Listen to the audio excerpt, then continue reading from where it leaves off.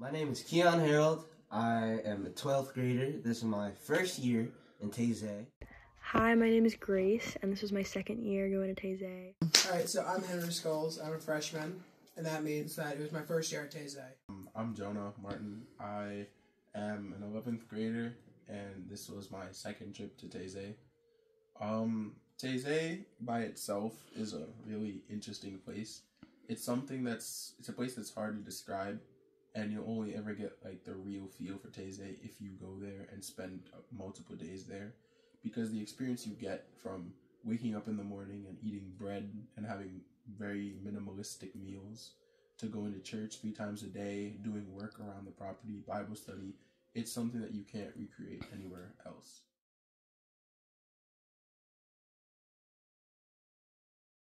I really loved how I got to meet new people, and to be honest with you, when they first brought up Taize, I didn't expect it to be this fun. I'm gonna just throw that out there. I thought it was just gonna be just some church trip that some people just go on just to go on it to find a spiritual journey. I thought you had to be very, very religious to do it. But when I went, it was a church trip, but it wasn't just a church trip. It was much deeper than that. It was a place where you could find yourself. It was a place where you could make yourself feel special, I should say. And what I got out of it, I thought it was special, because all the people there made it special. It wasn't just the church, you know. And the people that I was there with, I'm really glad to be there with them. One thing I'm really glad I did was I took every opportunity that I had to do stuff. Like the Source, I know some people only visited the Source once. I took my opportunities, and I went there when I can. And the Silent Chapel was really impactful. But overall, for my first year, I really liked it.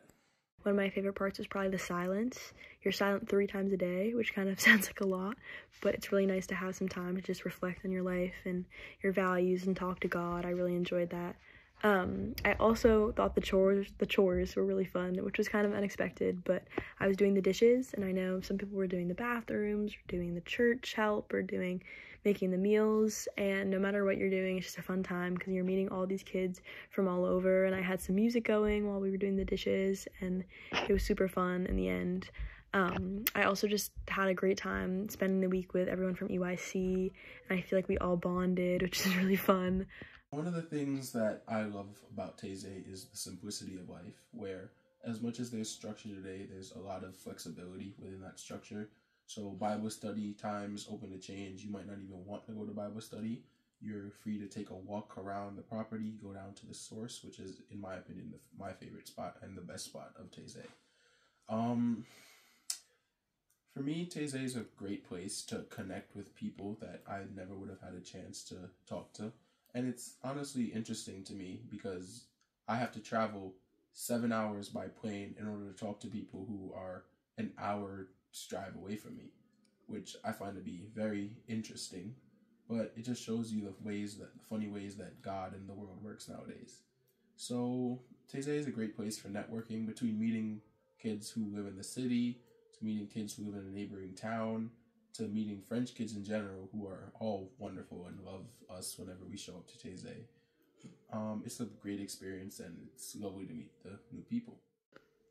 My biggest regret, which still kind of sticks with me, was that I didn't really meet anyone new, because I was still kind of learning people here at EYC, so I didn't really get to branch out and meet new people.